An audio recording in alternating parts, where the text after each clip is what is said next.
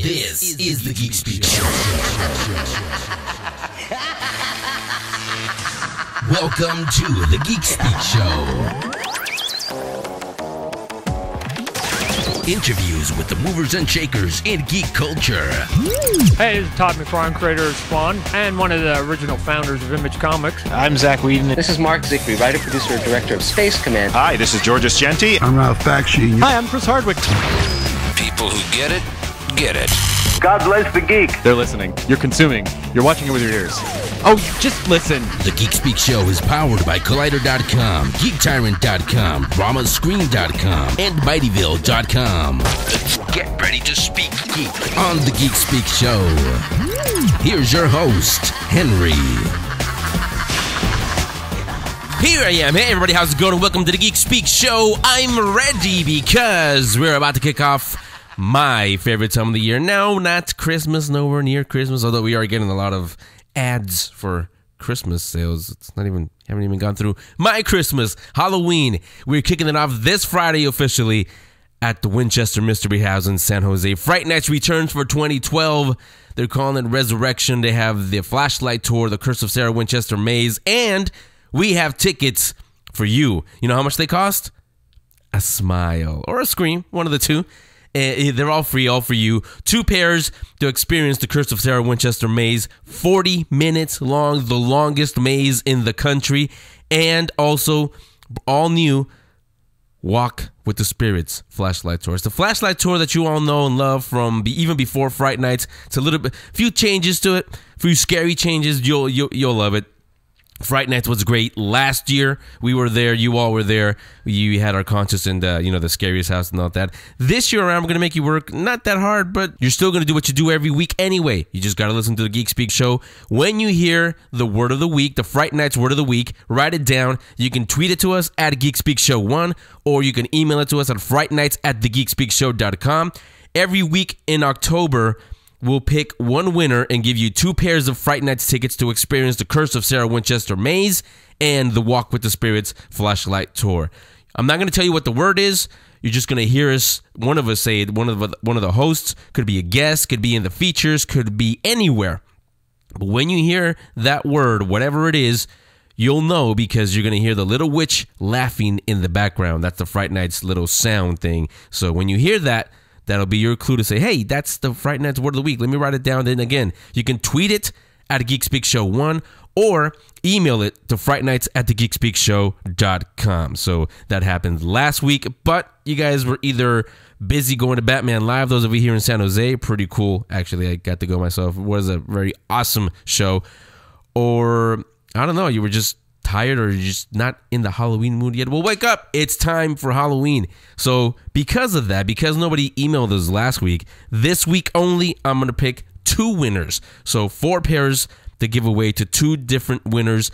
Again, when you hear the word of the week, I'm not going to tell you what it is. Could be anything. I mean, just get ready. Whatever it is, whoever wins, just get ready to get a big scare when you go to Fright Nights 2012, returning this year to the Winchester Mystery House in San Jose. Guaranteed. Again, the Curse of Sarah Winchester Maze, the longest maze in the country. There's definitely going to be a scare or 2 somewhere in those 40 minutes. Don't run through it, though. No, it's 40 minutes long. Don't make it 4 minutes because you run through the thing. That'll probably happen with Joe Amigo. By the way, look out for our video coverage. We're going to get a little sneak peek and let you guys get a sneak peek of it. Wednesday this week, I believe we're going to do it. So we'll be out there. We'll talk to Brett Tomberlin, Catherine Cobbs. You all remember them from last year. We're going to see them. We're going to get a little sneak peek, video sneak peek of the Curse of Sarah Winchester Maze and maybe the Walk with the Spirits tour and show you some of the things that are going on for Fright Night. So that will be this show. Before we do that, there is something I need to do because this Friday... Also, it's part of our TV talk usually, but since shows are slowly debuting or returning back, Revolution 2nd episode airs this week. We'll definitely talk about it probably next week. This Friday, not only is it Fright Nights, but something else returns to TV. Well, it's returning this Friday, and I'm ready for it. It is the final season, Fringe, the final season. At least we got a season 5, but they are going to end it on their terms, maybe, hopefully. We'll see what happens. We will see what happens because I'm going to take a little break right now. When we come back,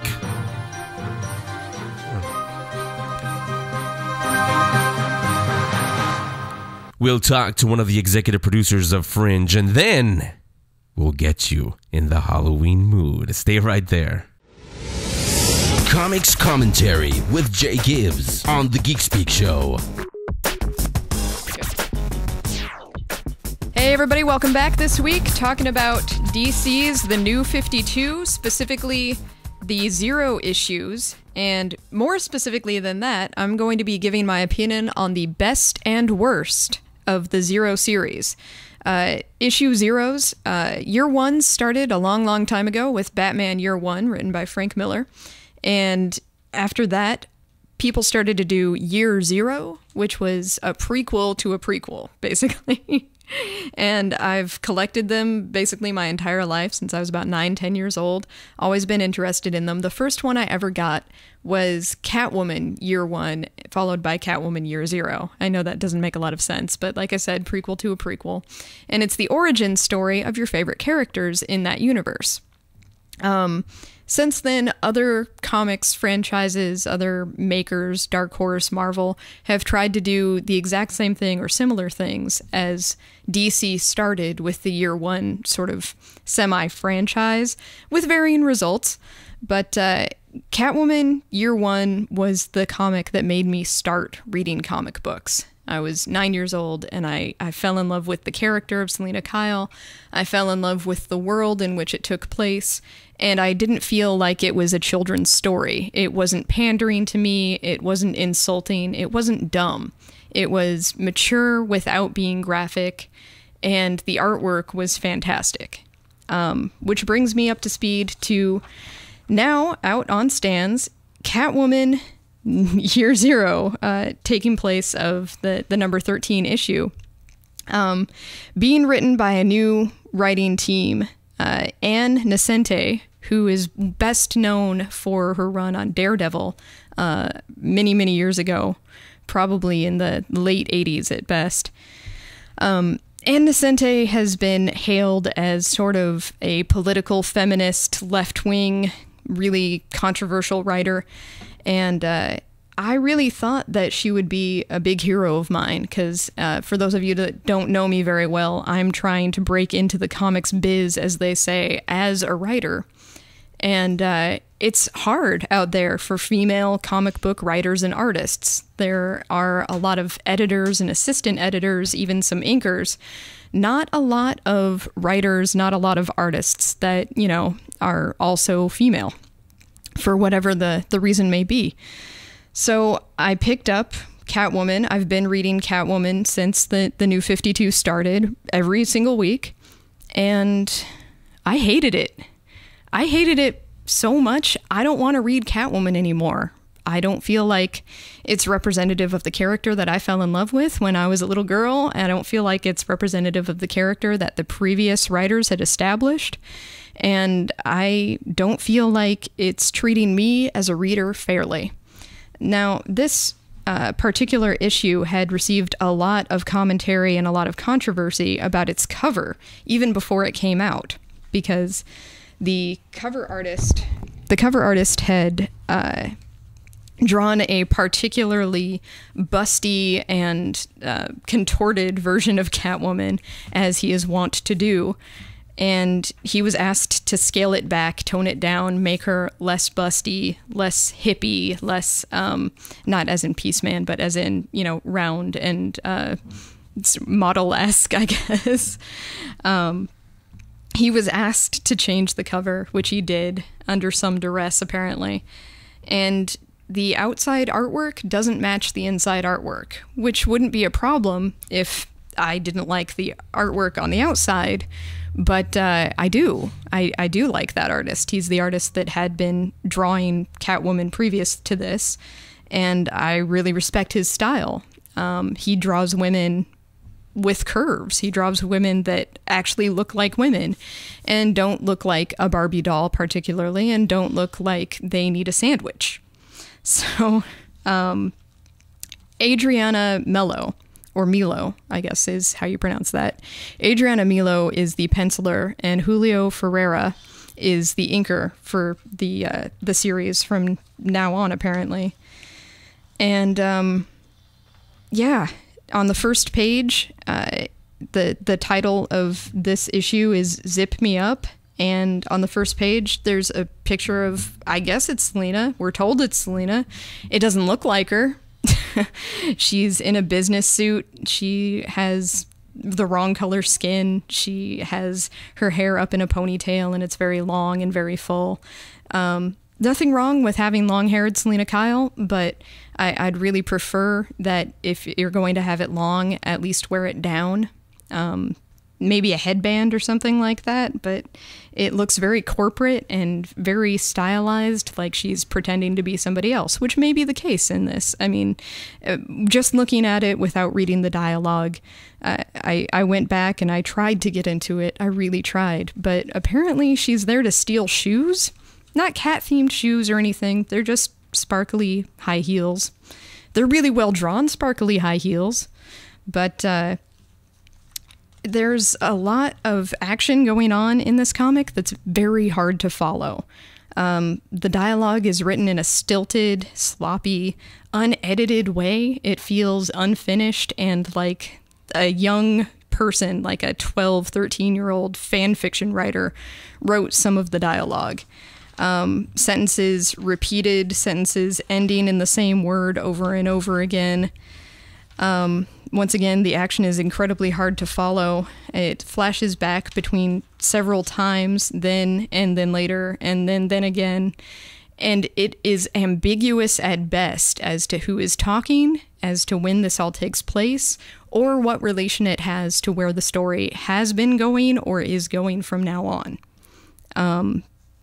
And the origin story itself only takes up a few pages of the book overall. And it's hard to understand if you're not previously familiar with the character. And it takes a lot from one of my least favorite renditions of the character, the Michelle Pfeiffer version of the character from the movie Batman Returns, from 1990, I think it was. And the writer has even gone on saying that that was a huge inspiration for her, and that's who she thinks the character of Selena Kyle is.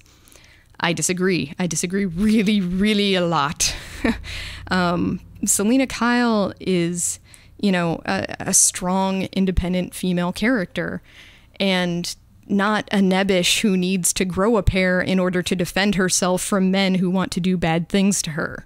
She was born and raised in a hard life, in a street life, and she has always been strong and independent. She has always been willful and rebellious and composed of a much older person than she appears to be. And yet she's treated like a little girl in this issue, and it insulted me. It made me sad, and it made me angry, and it made me not want to give any more money to DC for this title. It made me not want to promote Ann Nesente, who I really thought I would like, or Adriana Mello, who I really thought I would like, based on the virtue of the fact that they're females who are writing and drawing for a female character, an iconic female character. And I can't help but feel like they got it wrong. So that's my 2 cents on the worst of the issue zeros. I haven't read them all, but I've read a lot, and that one I really didn't like. On the other hand, another book that's been courting a lot of controversy, but is my personal favorite, is Red Hood and the Outlaws. This has been written by Scott Lobdell from the Word Go, and this particular issue, the Zero issue, has been illustrated by Pasquale Fury and Ig Guara and Brett Booth. I'm sorry if I'm not pronouncing any of those names right, or all of those names incorrectly. And it's called Everyone Has to Start Somewhere. Now, the only problem I have with this book is that all 3 main characters of Red Hood and the Outlaws, Starfire, Jason Todd as Red Hood, and Roy Harper as Red Arrow / Arsenal, are all 3 on the cover. And they're really well drawn, and I love those characters. And the entire issue is just told from the point of view of Jason Todd. Red Hood only appears on one page. It's the final page, and it's a really tried and true origin story. He says, you know, these are my parents. This is how I was born. This is where I come from. This is the life I lived. This is how I died. This is how I came back from the dead. This is, you know, the man that I have become in spite of all of the controversy, in spite of everything weighing me down. This is a great story. And I know a lot of people don't like the character of Jason Todd. After all, they voted not unanimously. It was almost 50-50, but voted, you know, 51 to 49% to kill him back in the 90s when he was an annoying Robin sidekick character with, you know, bad to little characterization.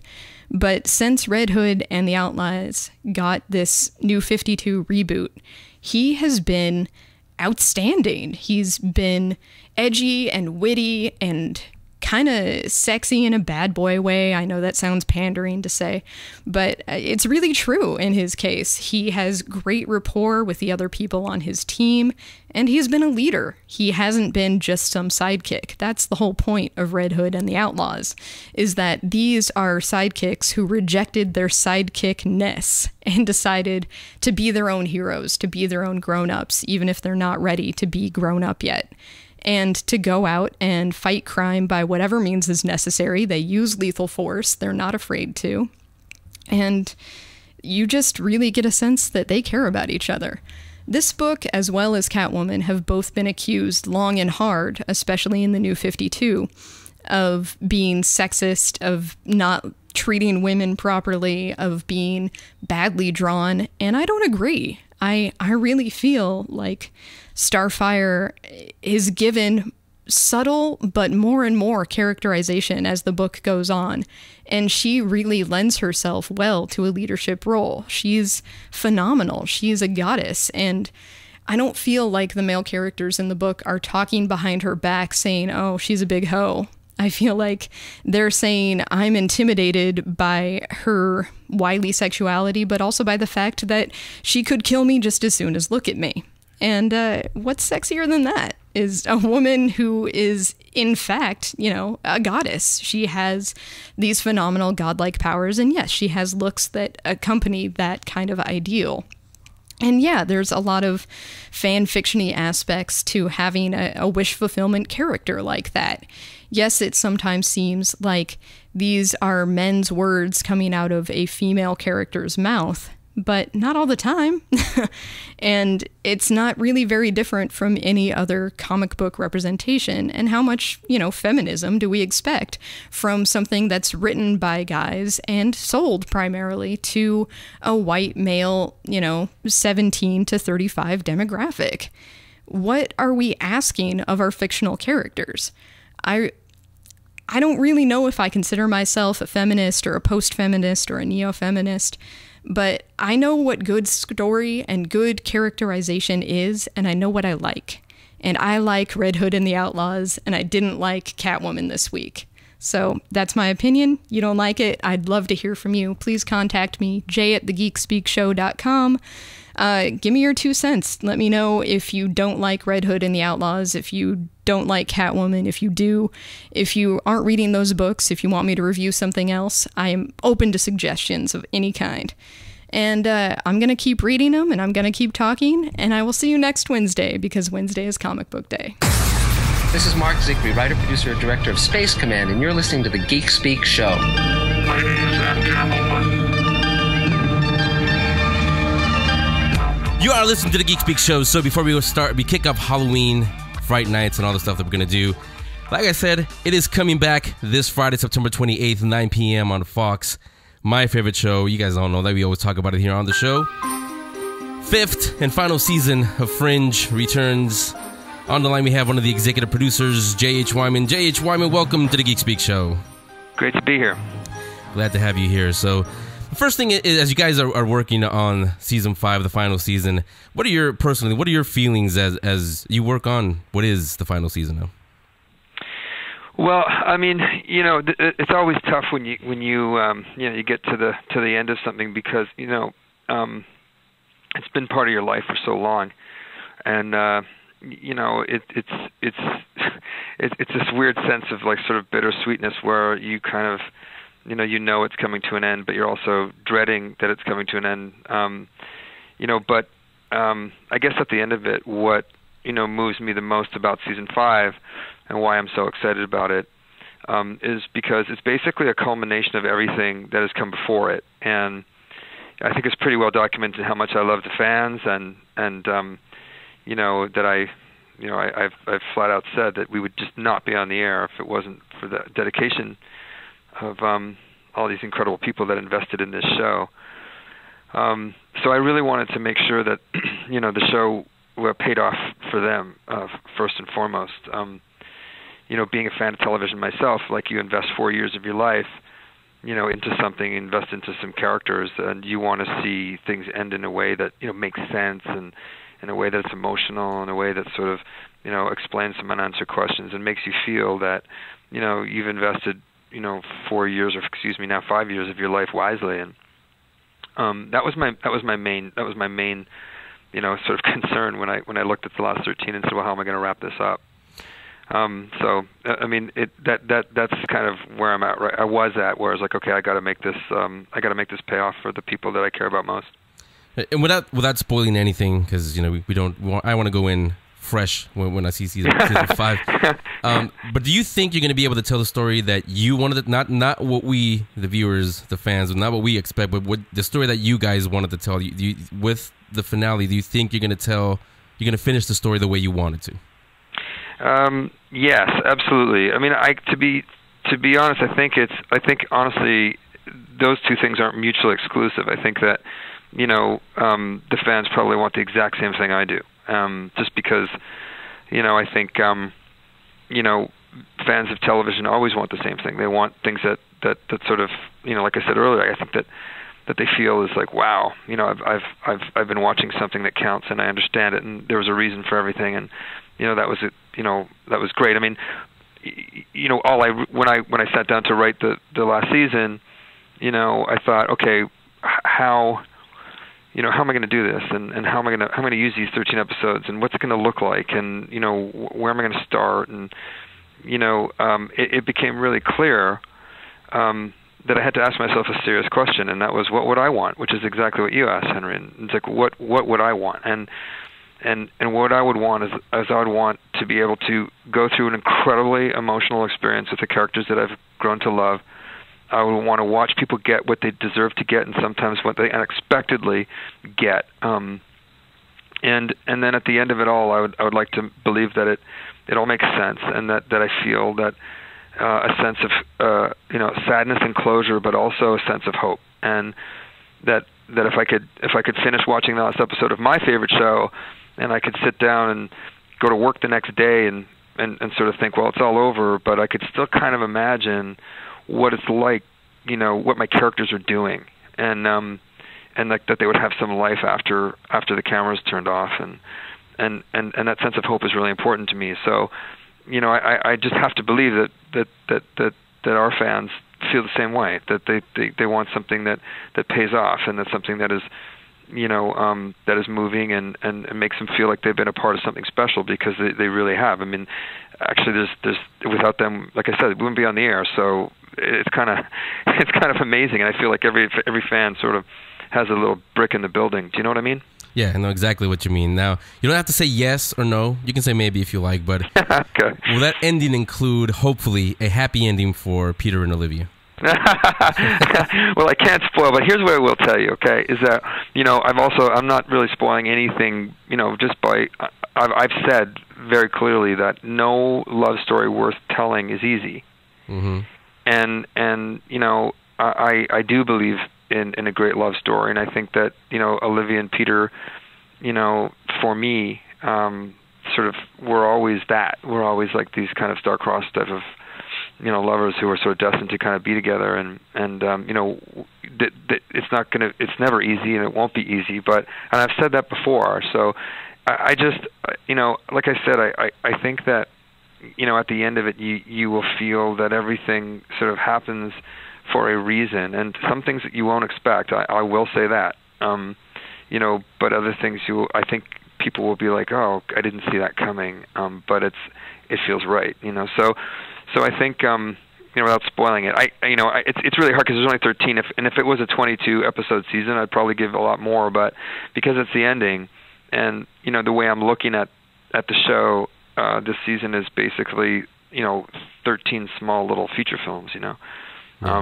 They're all sort of connected, and it's more like a saga where emotionally, the payoffs will be a lot more. They'll be a lot deeper, but they'll also be a lot more consistent in that. Like when you in other years of Fringe, like one week you'll have Olivia who's, she's upset that Peter's done something that she doesn't like, and then the next episode she's upset because there's, a blemish on her hand, she doesn't know what it is. So there's always like a dilemma, but it's like it was sort of sometimes I think it felt manufactured, and whereas this I think it's I'm really really focusing on the characters' odysseys and what they need to do to go through those odysseys. This year, and then how they're gonna wind up and what they're gonna take away and learn from it. So it's really fun to write. Yeah, Lost was a really popular show, just like Fringe with us, the fans. And in their final season, we got a chance to see some of the actors and characters that had died in previous seasons. Is there any chance we can see? I'm thinking specifically Charlie, Francis, or any of the other characters that have been long gone.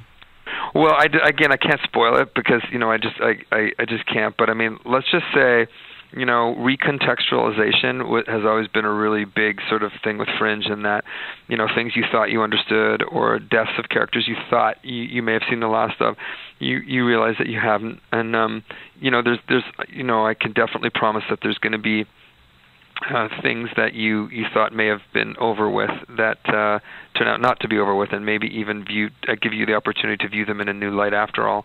So that includes different characters, and it also includes different situations and cases and stuff like that. So without giving you a specific concrete answer, I could just say you never really know what's around the corner with Fringe, and that's why it's so fun. All the more reason to be there for the last 13. Last question for me is, I've asked you how you feel, but how have the actors been taking filming the last season? Well, it's that's a good question, because a lot of people don't. I mean, they don't realize, like, I mean, when you think about it, you realize how much work these incredible actors have put into their characters, over these years, and how many versions of them they've played. It's kind of awesome, when you think about it. But yeah. I think everybody feels the same. Everybody feels like this sense of like everybody loves what they're doing this year, and I every other year I never told anybody what they were doing, and that was just part of our makeup. That's what we did. We just never really kept everything close to the vest, and I never really liked to let things out because I was always just petrified that of course they would be spoiled. But this year I changed that up, and I said, okay, well, I'm going to pitch you the entire season. So sit down, and here's the episode by episode break. Here it is. So you can understand what your character's going through, and you could bring your best work to the final season, because I wanted them, the actors, to have the same chances I had to, and all of us guys here, that we're putting our best foot forward, and we want them to do the same. So it really gave the actors a chance to look at their characters throughout the season arc and play them just immaculately. Which they never really had before. So they're very thankful for that, and they feel really in tune with what they're playing. But I think as it goes on, it's getting harder and harder. Like John Noble just tweeted that it's like, hey, we're halfway through the season, and me, I'm on episode 10 and 11 now. So it's like. It's very fast approaching, and I think everybody's kind of like, oh my gosh, we're running towards this finish line, and everybody wants to slow the steps down as fast as much as they can, because it's just like, it's this great family, and by all accounts, shouldn't be here, and that's kind of what Fringe is. I mean, Fringe has always been a science show masquerading, a family show masquerading as a science show, science fiction show, and it's all about this disparate family, Fringe people that are trying so hard to keep a family together, and essentially that's kind of what we're feeling right now, is that this beautiful family is just sort of looking at each other going, wow, it's really coming to the end. So it's tough. I mean, it affects different people in different ways, man. But you can see like everybody gets a little kind of misty-eyed when they start talking about the end. Mm-hmm.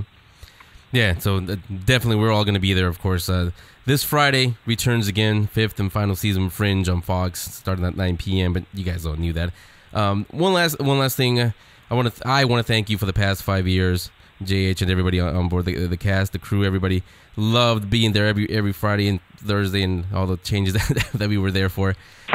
Loved the show, loved the characters. That was the biggest thing, is that we all fell in love with the characters and we cared about them. That's what brought us back every single week. So thanks for that. No, man, thank you, because without your kind of support, like I said, we would not be there. And it's just so nice, because a lot of times, in our neck of the woods, you're working in a vacuum, and you're just you're writing things that you care about, and you really hope that it's touching some people out there. And when we hear it coming back, it's really moving, man, because like I said, I think this is one of the shows where the little guys won. And all the fans had a voice, and all the press and media that helped us. I mean, they all had a voice, and they kept the show on the air for 5 years. That it's really sort of a small miracle, man. And so right back at you. We couldn't have done it without your support. Yeah, so we can say we did it. Yeah, man. So, Fringe executive producer J.H. Wyman, thanks again. You are welcome back anytime. Matter of fact, let me tease it a little bit now. You guys all know that we're going to do our end of the year awards, and I have a feeling that you and the cast are going to be back for that show, because you're going to get a few of them this year. Oh, that would be awesome. My honor, and count me in. So here we go. We're going to hear this on Friday for 12 more Fridays after this Friday. And again, J.H. Wyman, thanks a lot, and we will talk to you later. Take care. Okay, thanks a lot.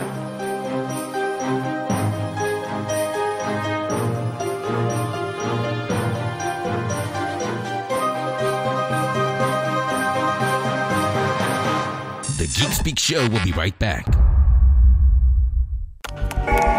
We seek her out, the one who stole our lives. We will have our revenge, and you will die.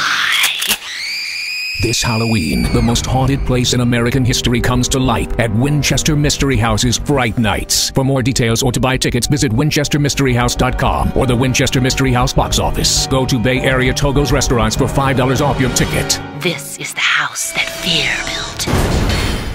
The Geek Speak Show has your tickets to Northern California's most terrifying Halloween experience. Fright Nights at the Winchester Mystery House in San Jose. The award-winning Fright Nights returns in 2012 with the all-new Curse of Sarah Winchester Maze and the Walk with the Spirits Flashlight Tour, where you get to tour the world-famous Winchester Mansion with only your flashlight, the moonlight, and your imagination to guide you. Listen to the Geek Speak Show all month, and when you hear the Fright Nights Word of the Week, write it down and tweet it to us at Geek Speak Show 1 or email it to frightnights@thegeekspeakshow.com. We'll pick 2 random weekly winners and give you a pair of tickets to experience the Curse of Sarah Winchester Maze and the Walk with the Spirits Flashlight Tour. Just listen for this sound, and you'll know that's the Fright Nights Word of the Week. Then tweet it or email it to frightnights@thegeekspeakshow.com for your chance to win a pair of Fright Nights tickets exclusively from the Geek Speak Show. Hi, I'm Chris Hardwick from Things, and you're listening to the Geek Speak Show. You are listening to the Geek Speak Show, thanks to J.H. Wyman, executive producer of Fringe, returning this Friday for the final season. We're glad it's returning, but it's the final season, so oh well. So thanks again for J.H. Wyman for coming on. We'll get him on again when it ends. And thank you. Talk spoilers then. So like I mentioned before we went to break, it's time for my favorite time of the year. Valentine's Day? No, the other one. Oh. Halloween is my Christmas, as you guys all know, listen to the show. For me, Halloween is all year long, not just in October. But we're getting pretty close to October. Last year, if you guys remember, we covered it on our video channel on YouTube, on the air here. Winchester Mystery House debuted Fright Nights. It was a huge hit. We loved it. Huge. You're supposed to be fun. You're supposed to be scared, but I had a lot of fun because, to me, scary equals fun. That's weird. Well, it's back again. Fright Nights for 2012, back at the Winchester Mystery House. Kicks off this Friday, September 28th. Open to all of you. We're going to cover it earlier this week. Going to give you a little sneak peek. Right now, we're going to talk to somebody who's behind, the brains behind. Brains. Yeah, the brains behind Fright Nights for this week. That's Brett Tomberlin from IDW. Brett, welcome back to the Geek Speak Show. Thank you very much for having me. Hey, Brett. Thanks for coming on. So the first thing, without giving too much away, is what's different this year from last year's Fright Nights? Well, as you guys said, we have our first event was last year, and this year we obviously want to top ourselves. We are actually doing the longest maze in the United States, clocking in around 40 minutes. So this is going to be a very, very long maze with 30 show scenes. You're going to visit Sarah Winchester's old wells. You're going to go through her seance. You're going to go through the gates of hell. And in addition to that, we've incorporated a lot of her weird building techniques. You guys all know about the door to nowhere, the staircases that go to ceilings. So all that has been incorporated into the maze, of which we began designing the maze in November of last year. So that's how detailed we've gone with it. And it'll still have the actors that, populate the maze as you go through it? Of course. We always have our psychopaths roaming through, those that have been killed by the Winchester rifle. There's 110 actors in this maze. Whoa. So it is quite an undertaking. We actually have to put actors into makeup starting at 3 o'clock in the afternoon to be ready by 7 o'clock. There's that many actors incorporated. And Catherine Cobb's our show director, who came from Disney and Universal Studios with John Murdy, is overseeing our entire cast. So we're very lucky to have her. Now, one of the coolest things I thought from last year's was the pre-show, and if you guys didn't catch it from last year, it's on our YouTube page. You can get a look at the pre-show before you went into the maze. Is that going to be back this year also?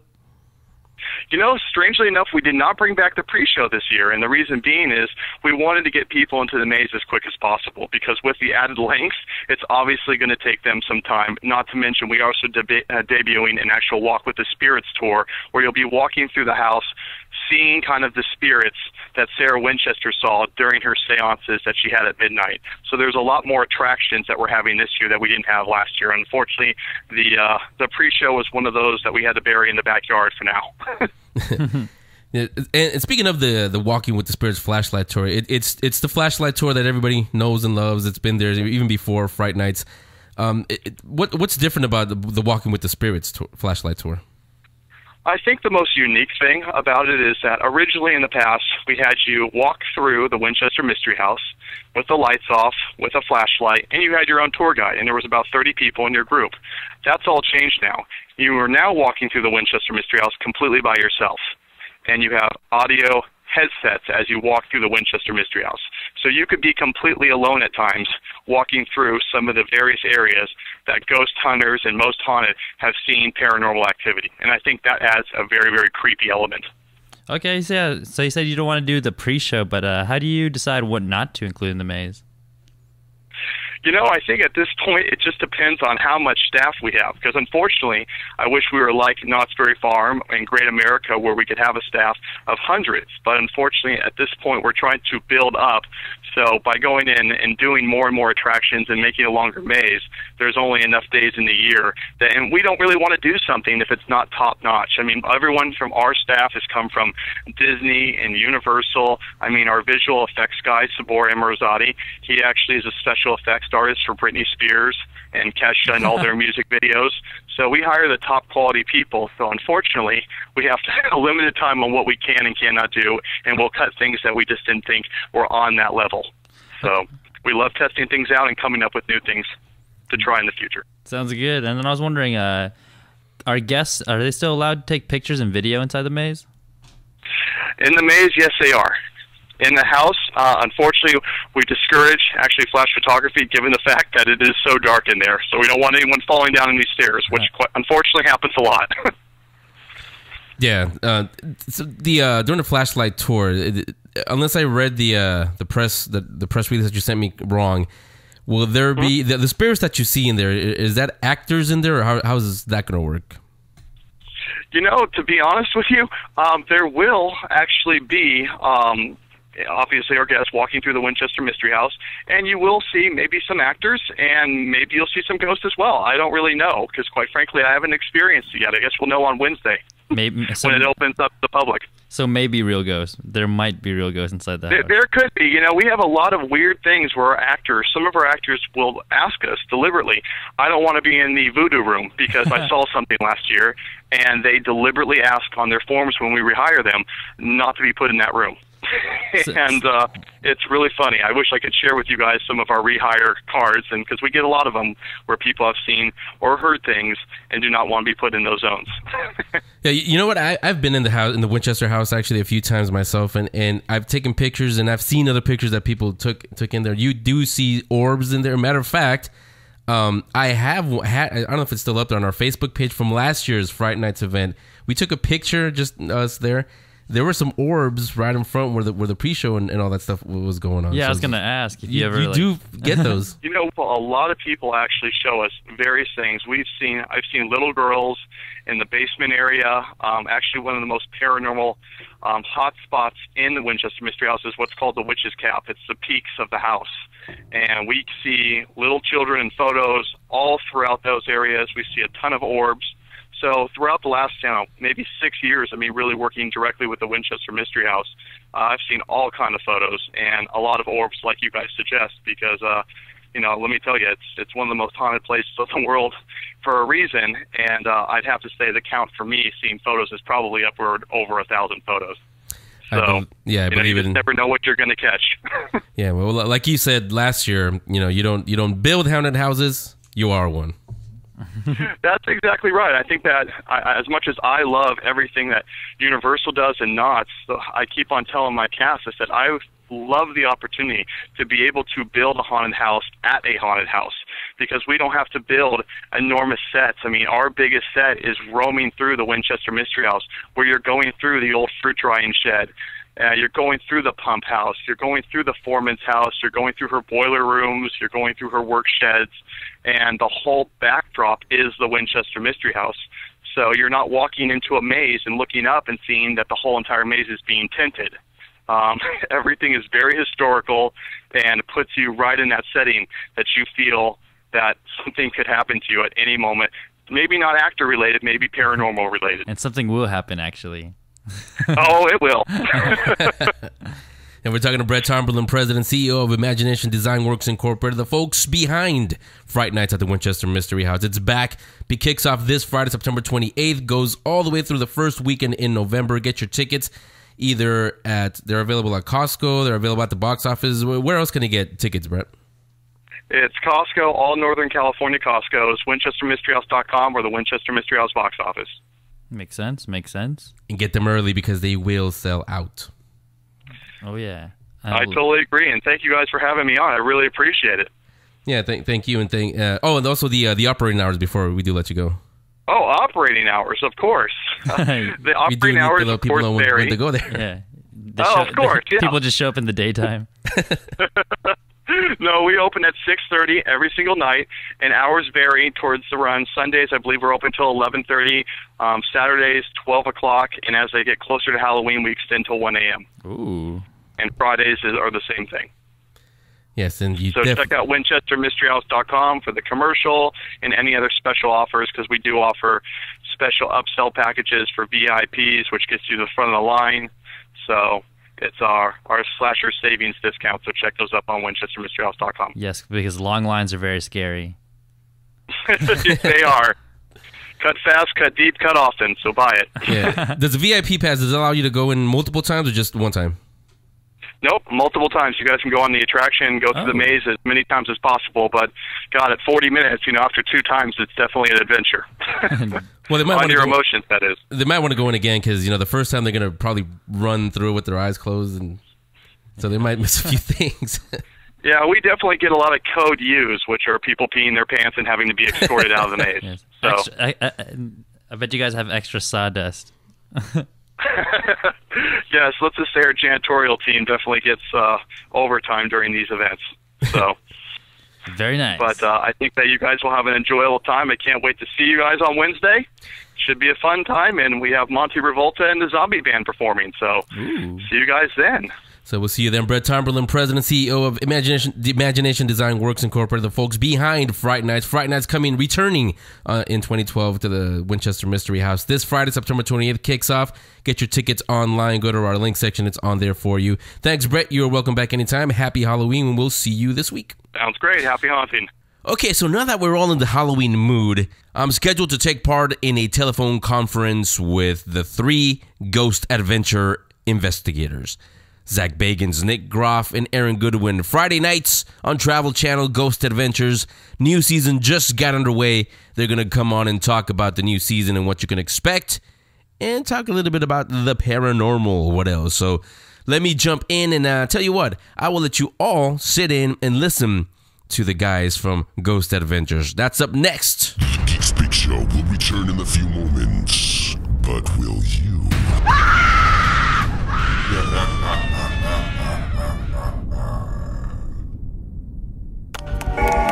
We seek her out, the one who stole our lives. We will have our revenge, and you will die. This Halloween, the most haunted place in American history comes to light at Winchester Mystery House's Fright Nights. For more details or to buy tickets, visit winchestermysteryhouse.com or the Winchester Mystery House box office. Go to Bay Area Togo's restaurants for $5 off your ticket. This is the house that fear built. The Geek Speak Show has your tickets to Northern California's most terrifying Halloween experience. Fright Nights at the Winchester Mystery House in San Jose. The award-winning Fright Nights returns in 2012 with the all-new Curse of Sarah Winchester Maze and the Walk with the Spirits Flashlight Tour, where you get to tour the world-famous Winchester Mansion with only your flashlight, the moonlight, and your imagination to guide you. Listen to the Geek Speak Show all month, and when you hear the Fright Nights Word of the Week, write it down and tweet it to us at Geek Speak Show 1 or email it to frightnights@thegeekspeakshow.com. We'll pick 2 random weekly winners and give you a pair of tickets to experience the Curse of Sarah Winchester Maze and the Walk with the Spirits Flashlight Tour. Just listen for this sound, and you'll know that's the Fright Nights Word of the Week. Then tweet it or email it to frightnights@thegeekspeakshow.com for your chance to win a pair of Fright Nights tickets exclusively from the Geek Speak Show. What's wrong? Are you scared? Don't be. It's only the Geek Speak Show. Okay, so here we go. As promised, going to jump into the press conference with the Ghost Adventurers, Zach Bagans, Nick Groff, and Aaron Goodwin. Friday nights on Travel Channel. New season just kicked off. So here are the guys talking about the new season and a little bit about things that go bump in the night and the things that really, really give you a scare. Say welcome, everyone. I'm Rick Gomes, and I'm the Communications Director at Travel Channel. It's my pleasure to introduce the guys from Travel Channel's popular series, Ghost Adventures. Lead investigator Zach Bagans, along with fellow investigators Nick Groff and Aaron Goodwin. Ghost Adventures premiered its 7th season on Friday, September 14th, with new episodes continuing Friday nights at 9 p.m. This season features all new haunted destinations and unforgettable lockdowns. Zach, Nick, and Aaron investigate each location by first researching and exploring its history. Then they confront the reported hauntings directly during their dusk to dawn lockdowns by coaxing them and using a combination of electronic devices and trigger objects. Each episode takes viewers on a journey to different haunted sites, including the Point Sur Lighthouse in Big Sur, California, the Black Moon Manor in Greenfield, Indiana, and the Palmer House Hotel in Sauk Center, Minneapolis, just to name a few. We're going to start things off with some comments from Zach, Nick, and Aaron about the new season. You want to take it, Zach? Sure. Hello, everybody in listening mode. I'm just going to talk real quick about some of these upcoming episodes. Point Sur Lighthouse, the Damsville Rectory, the Palmer House. The Point Sur Lighthouse was really awesome. It was just south of Monterey in California. And there was about 8 different buildings perched upon this rock that looked like Dracula's castle. It was insane. And there was about 24 shipwrecks right there on those rocks, and about half of those saw mass tragedies. And this is one of the only locations that we ever investigated where these people are obtaining Class A EVPs. As clear as I'm talking to you right now, that is how good the EVPs are that they are getting. And the voices that they're getting are talking in Swedish or Scandinavian accents. It's really crazy, and some of these accents are from some of the people that were documented that stayed there from that country. So they're matching those voices up to the people that actually stayed there and were the lighthouse keepers. When we investigated there, not only did we capture EVPs of a little girl who we think is a little girl that we found out died in the Los Angeles shipwreck right there on shore, and she told us that she's sick. We heard her singing, and we also captured an apparition on our thermal imaging camera at Point Sur Lighthouse. And we tried to debunk it, and we couldn't. There was nobody else out there but us. And later, after we showed this thermal imaging apparition to the lady in charge there, she told us that apparition was captured in an area now that you can't even stand. It was on a side of a rock, about a friggin' 90-degree grade, and that's where they used to bring supplies up back in the late 1800s, early 1900s. And now you can't even stand in that area where this apparition was captured. Not only that, but we captured a voice that said Admiral after I saw a man that looked like in uniform.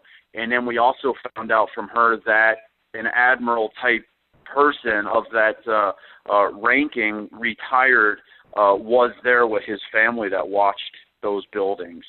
And so it was one of the most impressive lockdowns we've done in a while. Should I go on to talk about other episodes? Yeah, Nick, if you want to go on, that'd be great. Yep.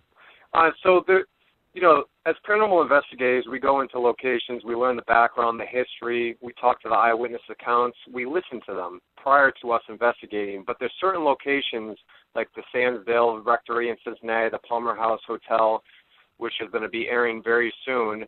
We go in there and we listen to these owners. These owners are crying out for help. They sit there, they talk to Zach during interviews. They listen. Aaron and I are listening to this as it's going on, and they're telling us about how they're being harmed, how they're being tormented by these spirits, this evil presence at these locations, and they're very they're harmful for their life. So our job as paranormal investigators, we listen to them. Then we dig deep on the history, what the building was, what the actual paranormal eyewitness accounts have happened there besides the owners telling us their effects that have happened to them.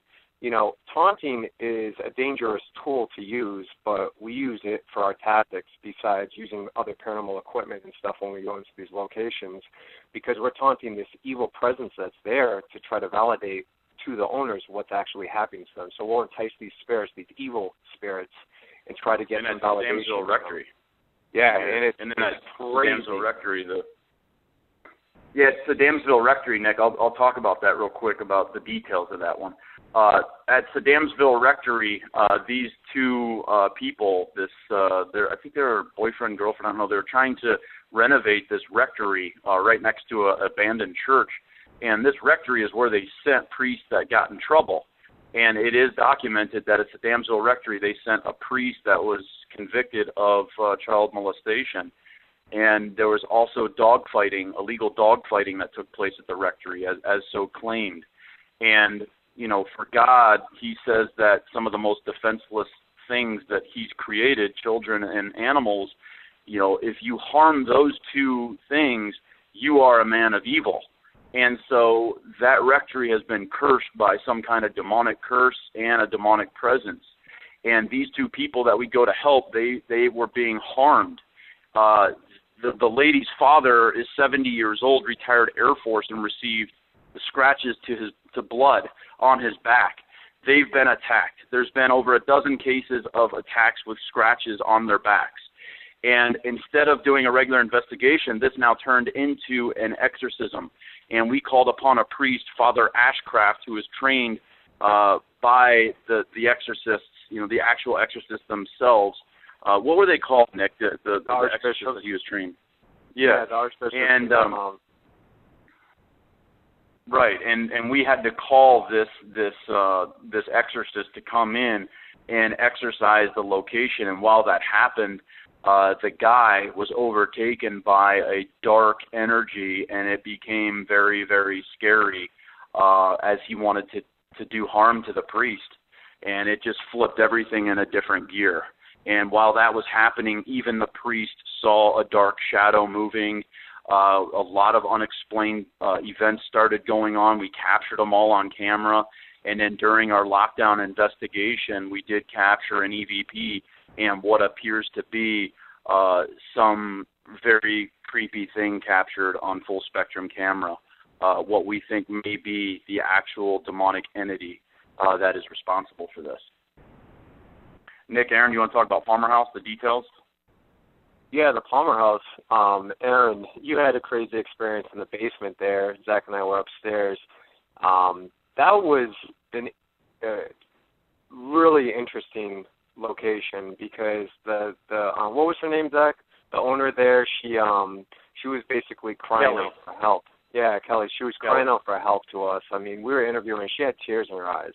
She's like, "This is tormenting my life." She owns this building, and she goes home and she's taking basically these spirits home with her at the same time with living her everyday job at this location. I mean, that's a scary thing.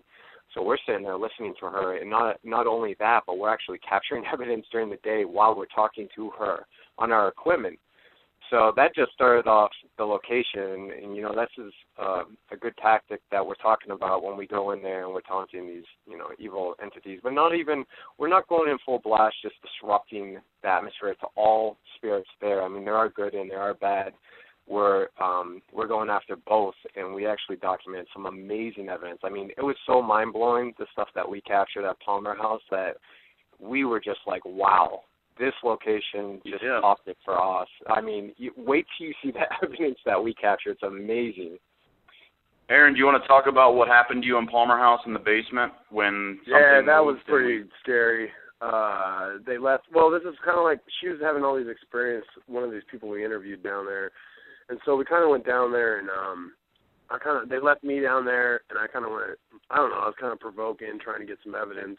And then the atmosphere just changed, and you could just feel this crazy, like, dark cloud vibe coming through, and it was just like, boom. And then all of a sudden, this broom that has been sitting in the hallway for, like, I don't know, we captured our camera sitting there still, and then we heard something, bam, hit the ground, and, like, something just took this thing and moved it over and threw it across the hall, and it landed right, like, probably like 3-4 feet away from where it was originally, and that's like a poltergeist activity. And so when you're down there alone and all hell's breaking loose and stuff like that's happening, it gets kind of scary.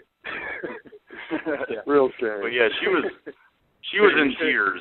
Kelly was in tears, and when we were interviewing in the basement, she started crying, and at the same time she cried, we documented spikes on our millimeter to validate that there was an energy around her. And at the same exact time, we captured 2 Class A EVPs, very chilling, telling her personal information.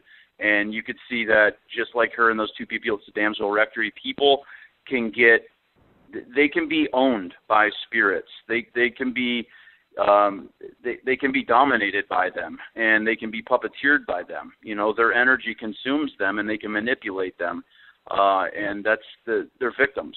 So these 2 cases are us helping, these people. So it was pretty crazy. Yeah. Great. Thanks, guys. I think we can open up to questions now, unless you guys have anything else you want to add right now. Oh, cool. Questions. If they could just ask who they want us to answer, me, Nick, or Absolutely. Aaron. Absolutely. Hey guys, so any of you can take this one. This actually comes from one of our listener emails, and they want to know, is paranormal investigating a full-time job for you guys, or do you have to have a day job? No, this is a full-time job. Yes, live it, breathe it, be it. We live it, breathe it. We're in it 24/7. It's full-time for us.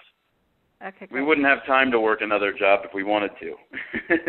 Yeah, no, seriously. With technology and the internet being what it is, do you think you will ever get to the point where everyone is a believer? Or because of those advances in technology and anybody can put up a video on YouTube or, on the internet, will there be more skeptics? Well, that's not our job. Yeah, that's not our job. You know what I mean? Aaron, was that you? Yeah, my bad. Go ahead, Jake. No, go ahead. It's not our job to really convince people. That's not why we're doing this. We do this for our own sake. We were doing this before the TV show, so that it's very important to understand that. We believe there's going to be people out there that will not believe if we do convince them through our evidence. then hey, that's great. You know, you can join us now in the believing box.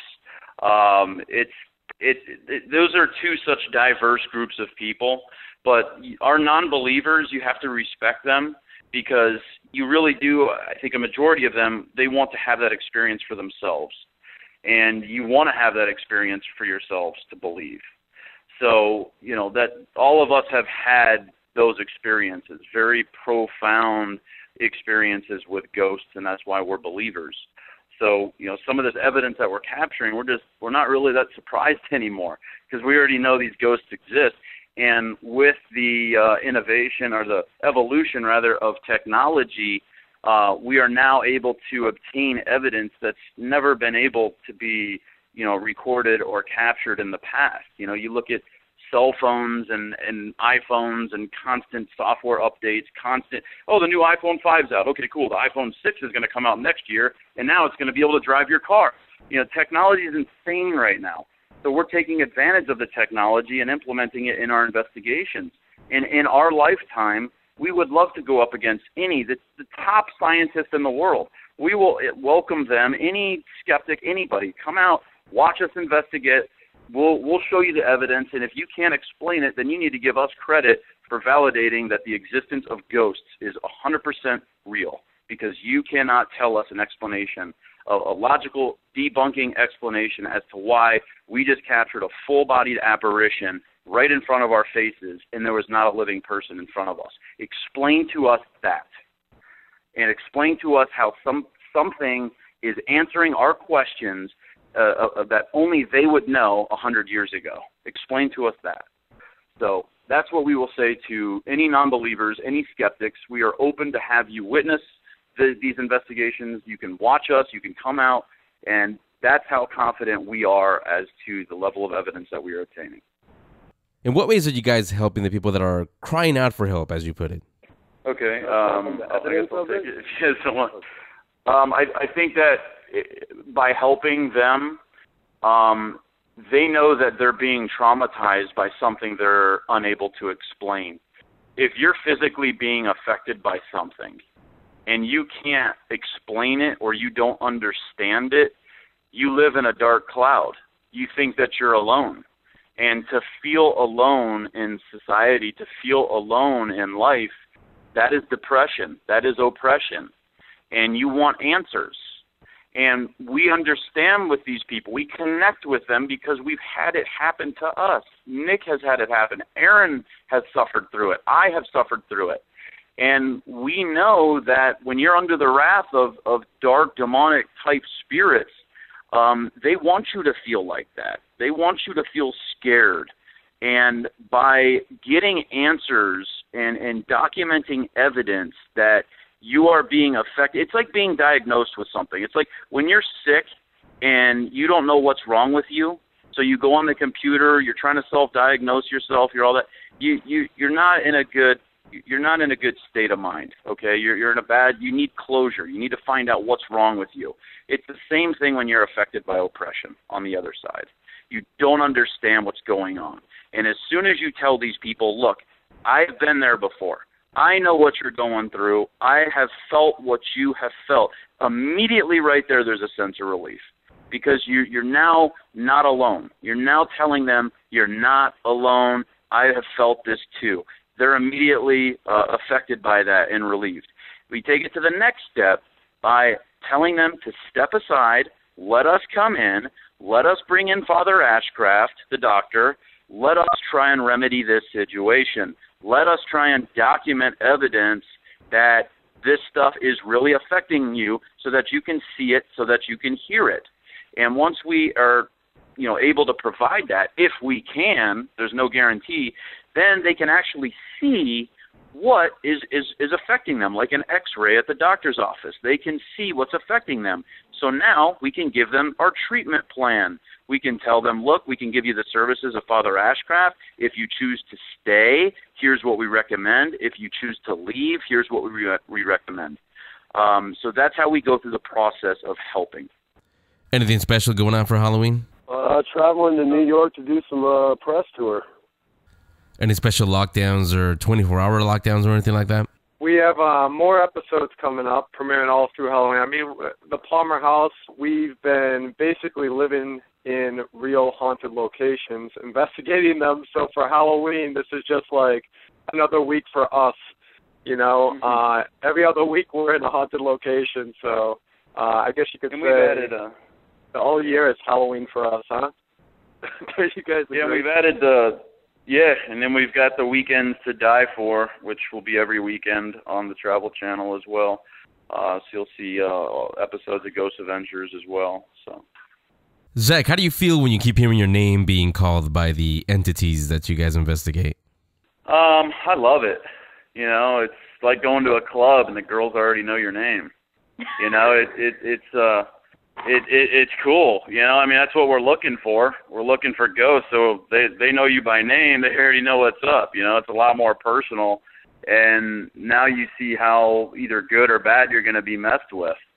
You know, it's just always interesting in the paranormal. You can't physically see a person in front of you, so you can feel their energy, but just by feeling their energy, you don't always know if they're good or bad, or if they're just messing with you. If they're bad, thinking they're good. So it's just such a mysterious veil, and once we part that veil and look inside, I call it the spirit bubble. When we're interacting with those spirits and you feel it, you know, you feel that charge, you lose track of time, you don't even know that you're really alive because you're so deep into their world. It's kind of like an out-of-body type experience. It's just your energy connecting with their energy, and it's just it's an awesome feeling. It's a rush. It's what we do. Yep, it is what they do. Friday nights on Travel Channel at 9 o'clock. Zach Bagans, Nick Groff, and Aaron Goodwin. Ghost Adventures. Check it out. New season underway now. So is the Halloween season here on the Geek Speak Show. My favorite time of the year. So I'm going to take a little break. When we come back, we'll talk books, and I got a feeling I know what they're going to be. The Geek Speak Show will return in a few moments. But will you?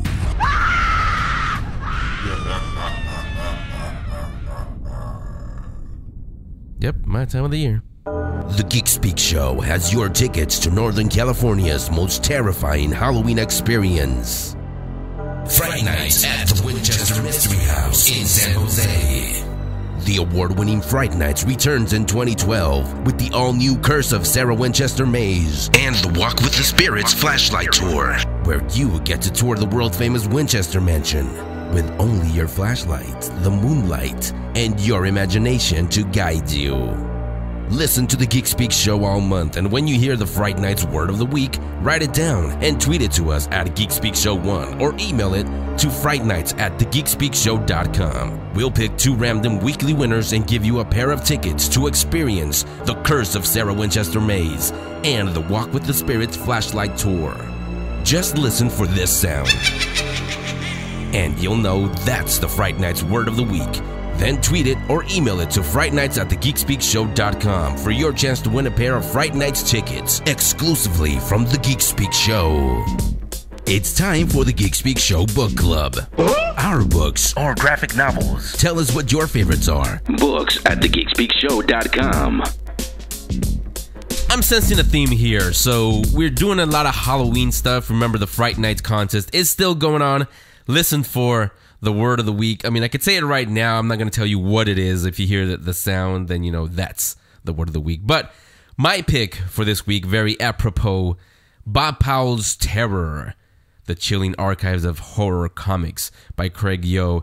It actually has some pictures in here of contributed by our very own Mark Arnold, who does the stories behind the stories. It's basically the history of Bob Powell, who was a classic horror comics artist. Has some of the comics in here, pretty cool stuff. So if you want to get ready for Halloween like we're doing on this show, Bob Powell's Terror by Craig Yo. And again, look at the pictures, the cool pictures from our very own Mark Arnold. So that's my pick. Jay, what's yours? I'm here with the Zombie Survival Guide by Max Brooks, The Complete Protection from the Living Dead. It's a New York Times bestseller. But no, seriously, I love Max Brooks. I love his dad. If any of you have ever seen any Trauma pictures, you know why he wrote Zombie Survival Guide, because he grew up in a world surrounded by blood and guts and buckets. buckets of decapitated limbs and heads and wonderful, wonderful Hey, sounds stuff. like our studio during Halloween. It sounds like my home every single day. Just tiny body parts littering the living room. We need to go to your house. No. What she means, by the way, she means toys, not I real do mean bodies. toys. I don't mean actual bodies. People are like, what? That's what I want you to think. But I used to read the Zombie Survival Guide when I was working at a department store as a makeup girl. Whenever I was on my breaks, I would take the Zombie Survival Guide with me and be all like, I need to hone my skills because the end is nigh. The end is nigh. How many weird looks did you get? None. I got a lot of people to come by the makeup counter and ask, if I could do special effects makeup and gore on them, fake bruises, bite marks, stuff like that. Yeah, you should tell them, anybody that does give you any weird looks, you could say, you know what? I'll know what to do when it, not if, exactly. When the world happens. ends, get your things. You're coming with me. I've read both the Survival Guide and World War Z, and we are going to have Max Brooks. I met him at WonderCon. I think you guys saw the picture up on our Facebook page. Really, really cool guy. Really, really funny guy. I was telling Jay before we started, not like his dad funny, but he's funny in his own way. And he really likes the zombie stuff, and he really knows it too. He follows more the way from our conversation. He follows more of the Romero rules than other ones. This zombie survival guide, I actually do keep it on our bookshelf, not because I like the book, but because I want to be ready. Absolutely, when the time comes. So, no spoilers here, but from what he says on there, where when it does happen, where would you go? Where would I go? Yeah. You want to be somewhere that's away from population, away from the dead. So you don't want to be anywhere near San Francisco. You want to get away from Colma as quick as possible. Colma, for those of you that don't know, is the land of the dead in Northern California. It's where the dead outnumber the living at least like 4-1 or something like that. I think it's like 10-1 now. I don't know. It's a lot. There's a lot of dead people. I mean, there. we're not being funny. I mean, seriously, it's like every corner, every block is a cemetery. Yeah. And that's why we're saying big that. cemeteries. Yeah. In fact, other cemeteries that used to be in San Francisco during like the Industrial Revolution up through the late 60s were all dug up and moved wholesale to Colma after the 60s were over, like during the 70s and 80s. But they just moved the tombstones. No, they moved it all. We hope so, at least. Yeah. Well, I hope not, because I live really close to there. Yeah, and then she'd empathize, I should say, with the Freeling family from Poltergeist.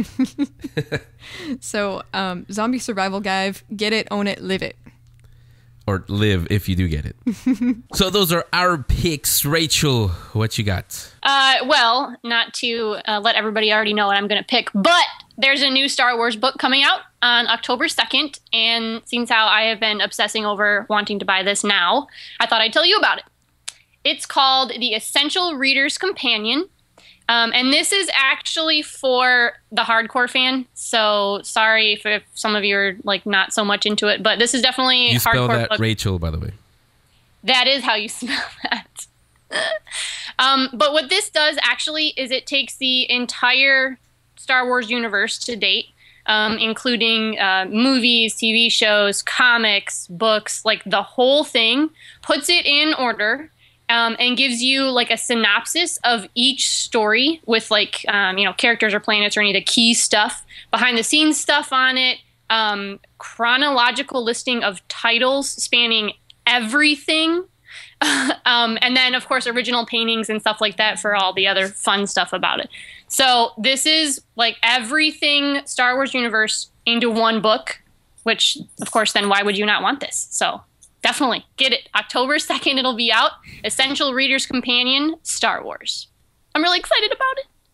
We can tell. Excellent. Joel, what do you got this week? My book choice. A cold.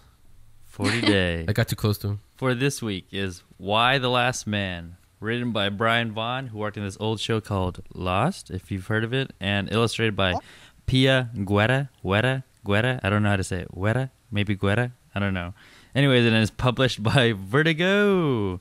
So in particular, I'm talking about Volume 1, which is called Unmanned, and it spans the first 5 issues of the series. And again, another graphic novel because I like pictures when I read, and also to tie in with all these post-apocalyptic theme stuff. Yeah, theme things that we've been seeing a lot of lately. But actually, wait, let me interrupt you. I think I know why you like that one. Why? It's a fantasy of yours, isn't it? Yeah, the last man on Earth. Jay, the last man. It's like he'd be complained to death or something. Oh, no. Anyways, yeah, so it follows the story of like the only human survivor of a planet-wide plague that instantly kills every mammal possessing a Y chromosome. Your character is Yorick Brown, or is it Yorick or Yorick? I don't know how to say it. Yorick Brown.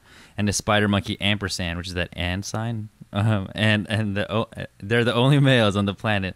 And in a nutshell, women go crazy. Like there's like a sale of Forever 21 on Black Friday.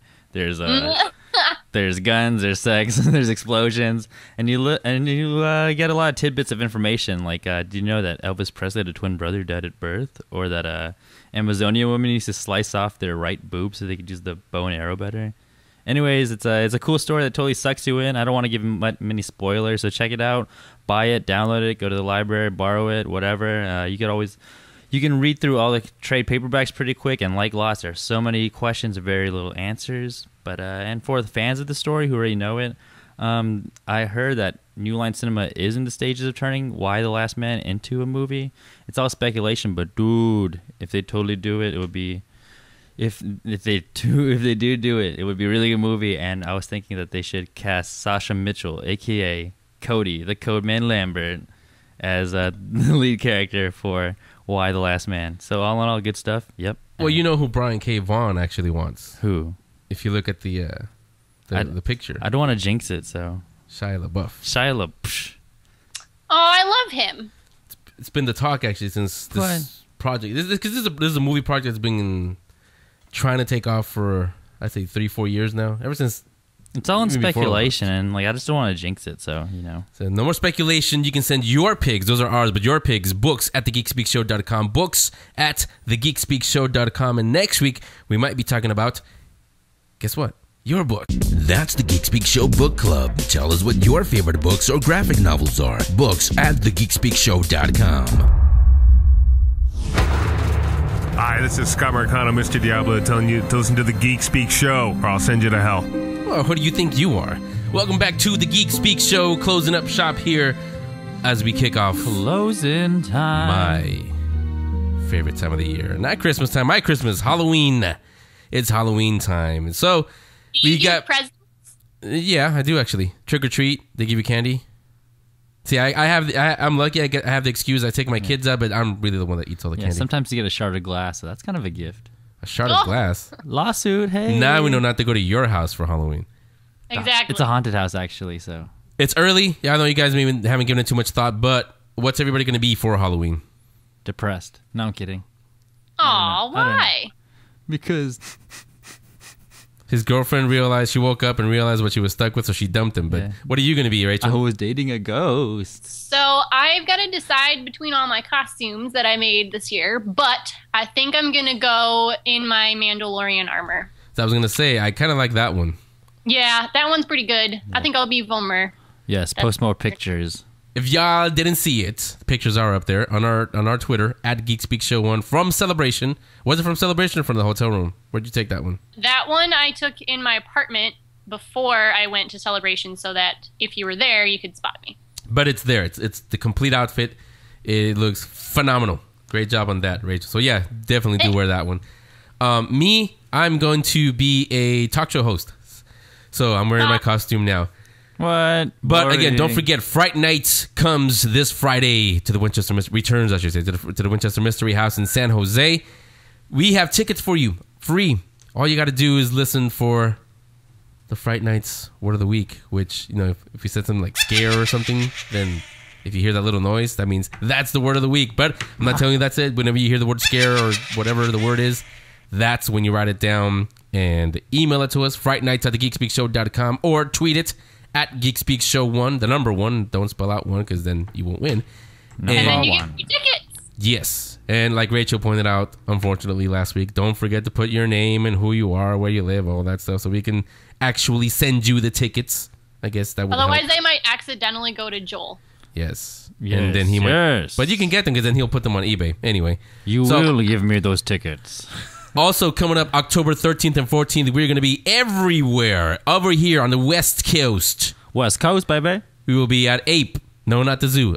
Alternative Press Expo, the last sort of major convention from the folks who give you Comic-Con and WonderCon. Comic-Con. Here in WonderCon. San Francisco at the Concourse, October 13th and 14th. We will be there. We'll cover it video-wise. In New York, Neo, who does our video game feature, and Rachel will be at New York Comic-Con. And you guys will cover that one with videos, correct? That's right. It's going to be awesome. New York, New York. When you do, I know Marvel's going to have a big presence there. It's about, I would say, 3 weeks away from the launch of Marvel Now, which they'll never say, but it's their version of DC's New 52. They're rebooting everything in Marvel. Make sure you guys ask a lot of questions about that. Main one being, why? Where'd you get the idea from? Probably won't ask that one, but yes, we'll find out all we can about it. Well, let Chris, Neo, ask that one so we can see him get punched in the face on video. Make sure you have the camera pointed right at him. Oh, good idea. Okay. And I hear that the Avengers will assemble one more time, perhaps, at New York Comic-Con. So maybe I'll talk to my people, talk to their people. Rachel, I don't think you want to interview Chris Hemsworth, do you? I might have a heart attack, but I'll do it. You can't do that. Then you have to give him mouth to mouth. Heart attack. Oh. Well, don't do it now. He's not here. He won't give you mouth to mouth. Then you have to have your husband or Okay, your... I'll wait for the opportune moment. Okay, so those are some of the things that are coming up. Of course, in a couple of weeks, we also have the premiere of AMC's The Walking Dead. And also, our buddy, Chris Hardwick, Talking Dead. That comes out after. And Comic Book Man from Kevin Smith. That comes out also. Revolution is on a second episode. I saw the ratings. Biggest debut since, I think, ABC's I think they V said or like somebody. 20 million people or something like that watched it. Yes. I'm really excited. I'm hooked. I don't know if it's the fact that there was nothing else on or the Monday night game was kind of boring, but I didn't say I didn't like it. It was just a little bit slow for me. But we'll see. Second episode comes this week. We'll see what happens. And you heard it from J.H. Wyman earlier. Fringe returns, but it goes head to head again against Grimm on NBC. Both very good shows. And I think I'm going to watch Fringe anyway because it's the final season, 13 episodes. Then I can go right back to watching Grimm again. Just put 2 TVs in the same room. All that stuff is coming up on the Geek Speak Show. And again, Fright Nights Word of the week. Don't forget, when we say it, whatever it is, you're going to hear the little witch, not Joel, the real little witch. And that's when you write it down. Fright Nights at thegeekspeakshow.com or tweet it at geekspeakshow1. You have yourself 2 tickets to experience the Curse of Sarah Winchester Maze and the Walk with the Spirits Flashlight Tour. That I want to do. The maze, as you heard from Brett earlier, he said it's 40 minutes long. It's longer than the longest maze in the country. 40 minutes nonstop scaring. Of course, for Joel, it's going to be like 4 minutes because he's just going to run screaming through the thing. Aw, but the whole point is to see everything. Not for Joel. He'd rather not see things. So, I'm Matt Murdock. You have had the honors the past 3 weeks, Rachel. Should we give it to Miss Joel now? Miss Joel. I think we should.